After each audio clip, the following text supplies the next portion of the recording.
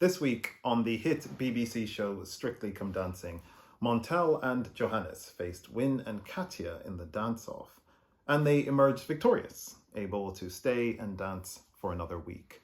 Good news for Montell and Johannes, certainly, but it did make me think about an article that I published last year in 2023 in the journal The Psychology of Popular Media. The purpose of the research was to investigate whether and to what extent race affected how much the British public supported the people who appeared on Strictly Come Dancing, in particular how likely they were to vote for them. Now, that seems like an impossible task. After all, I have no access to the voting records of the people on Strictly Come Dancing. But it isn't actually, because I had two other numbers.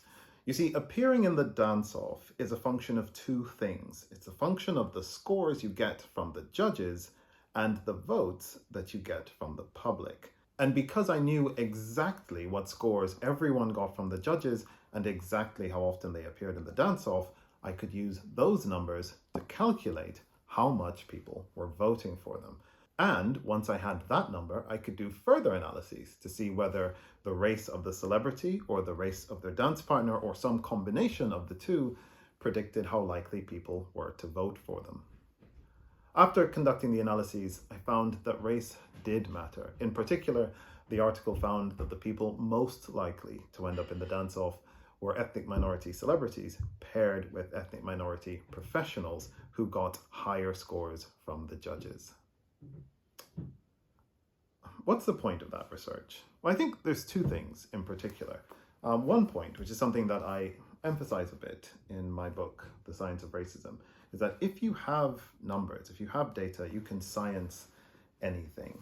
Once you have enough data, you can find out how much anything, race, gender, sexual orientation, whatever you want, affects the decisions that we make about other people. That's thing number one.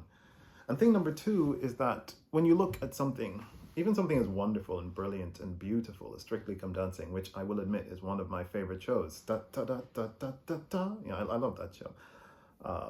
But even then, in that context of kindness and openness and diversity and courage, sometimes our biases can get the best of us.